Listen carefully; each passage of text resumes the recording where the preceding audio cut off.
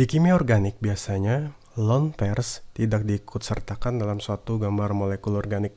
Jadi kita diharuskan bisa mengidentifikasi berapa jumlah lone pairs yang terdapat di suatu atom walaupun lone pairs tersebut tidak digambar. Ini sama saja seperti kita mengidentifikasi jumlah hidrogen yang melakukan ikatan dengan atom karbon. Hidrogen kan tidak digambar juga, tapi kita diharuskan tahu berapa jumlah atom hidrogen yang melakukan ikatan dengan karbon. Begitu pula di sini lone pairs yang tidak digambar kita juga harus tahu walaupun tidak digambar. Di sini saya akan menggunakan contoh atom nitrogen yang sudah saya gambar di sini. Pertama-tama kita lihat dulu dari elektron valensi yang dimiliki suatu atom. Nah, atom nitrogen itu berada di kolom 5A sehingga dia memiliki elektron valensi berjumlah 5 elektron valensi. Kemudian kita lihat di sini dia memiliki muatan formal negatif, yang berarti dia memiliki satu ekstra elektron, sehingga elektron valensinya yang awalnya berjumlah 5 akan menjadi 6. Kemudian kita lihat lagi, nitrogen sudah melakukan ikatan dengan atom karbon. Dia melakukan double bond, dan setiap satu bond itu adalah ikatan antar elektron C nitrogen dan elektron C karbon. Dan di sini dia ada 2 ikatan kan, jadi 2 elektron sudah digunakan untuk double bond, sehingga akan tersisa 4 elektron. Dan 4 elektron ini yang menjadi lone pairs, sehingga jumlah lone pairs yang ada di atom nitrogen ini dengan muatan formal negatif adalah 2 lone pairs. Kemudian kita lihat contoh di mana atom nitrogen memiliki muatan formal positif, yang berarti dia kehilangan 1 elektron valensi.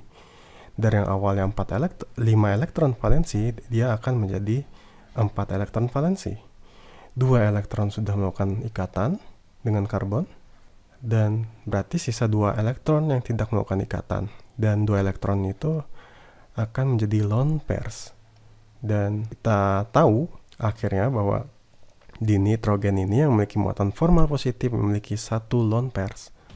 Dan di sini ada contoh lain lagi menggunakan atom oksigen, di mana atom oksigen itu dia berada di kolom 6A, yang berarti dia memiliki jumlah elektron valensi 6. Nah, di sini dia memiliki muatan formal negatif, yang berarti dia memiliki ekstra 1 elektron, sehingga jumlah elektronnya adalah 7 elektron.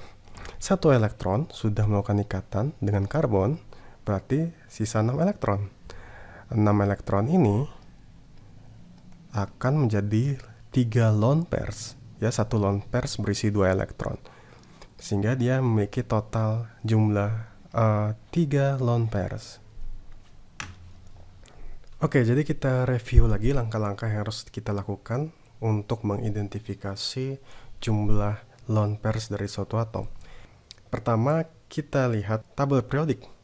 Tabel periodik bisa kita lihat di Google atau di textbook kita untuk mengetahui jumlah elektron valensi yang dimiliki suatu atom. Itu step pertama. Kemudian kita lihat lagi di gambar molekul organiknya, apakah dia memiliki muatan formal. Jika muatan formalnya positif, berarti artinya jumlah elektron valensinya akan berkurang 1 dari total yang seharusnya dimiliki oleh atom tersebut.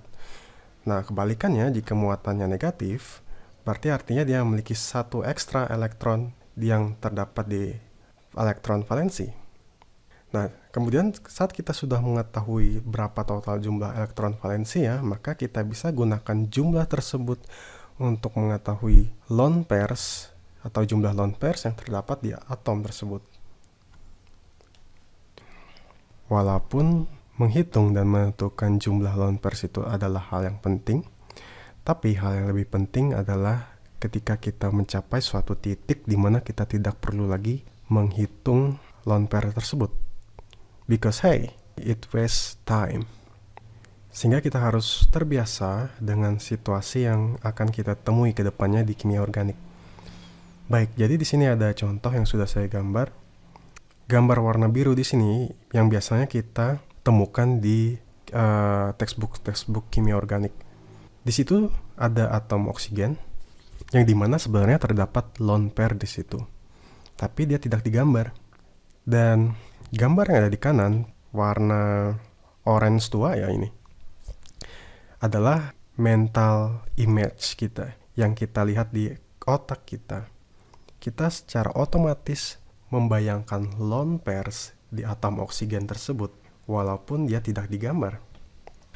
Jadi ketika oksigen tidak memiliki muatan formal, dia pasti akan memiliki 2 ikatan dan 2 lone pairs. Karena dia memiliki 6 elektron valensi, 2 elektronnya dilakukan untuk melakukan ikatan, dan sisa 4 elektronnya akan digunakan sebagai lone pairs. Ini juga sama, 2 ikatan, 2 lone pairs, 2 ikatan, 2 lone pairs. Kita akan terbiasa dengan hal ini, sehingga kita tidak perlu lagi menghitung jumlah lone pairs, tapi itu sudah menjadi mental image kita. Nah, bagaimana jika si oksigennya memiliki muatan formal negatif? Yang berarti dia memiliki ekstra 1 elektron, sehingga dia memiliki elektron valensi berjumlah 7. Dan pada saat dia memiliki muatan formal negatif, maka oksigen tersebut pasti memiliki 1 elektron yang melakukan ikatan dan 6 elektron yang menjadi 3 lone pairs. Kita lihat di sini 1 elektron melakukan ikatan dan 6 elektronnya membentuk 3 lone pairs. Begitu juga di sini 1 elektron membentuk ikatan dan 6 elektron lainnya menjadi 3 lone pairs. Nah, kemudian bagaimana jika si oksigen memiliki muatan formal positif, yang berarti dia kekurangan 1 elektron, sehingga jumlah elektron valensinya yang awalnya 6 menjadi 5 elektron valensi. Dan jika oksigen memiliki muatan formal positif, maka dia pasti memiliki 3 ikatan dan 1 lone pair. Ya, di sini kita lihat 3 ikatan, di mana 3 elektron bentuk ikatan dan 2 elektronnya bentuk 1 lone pair. Total 5 elektron valensi. Dan sama juga di sini bentuk 3 ikatan dan 1 lone pair. Begitu pula di sini memiliki 3 ikatan dan 1 lone pair. Dan semuanya memiliki total jumlah elektron valensi 5. Jadi kita harus bisa terbiasa untuk menerka berapa jumlah lone pairs yang terdapat di suatu atom tanpa menghitungnya. Maka dari itu kita lakukan latihan terus sampai kita menjadi terbiasa dan akhirnya kita tidak perlu lagi menghabiskan waktu untuk menghitung elektron valensinya. Baik, jadi untuk sekarang video ini berakhir sampai sini dan ada hal yang ingin saya katakan. Saya tahu ini adalah masa-masa yang sulit di mana kita tidak bisa melakukan aktivitas seperti biasanya ya. Cobalah gunakan waktu ini untuk mengejar passion kita dan hobi kita. Misalnya jika kamu suka kimia, hey, that's good. Mari kita belajar bersama. If you like music, arts, do it. Tapi satu hal yang sangat disayangkan adalah ketika kamu menggunakan waktu ini dengan hal-hal yang tidak penting dan doing nothing. So, kita punya waktu yang terbatas di dunia ini, gunakanlah secara bijak.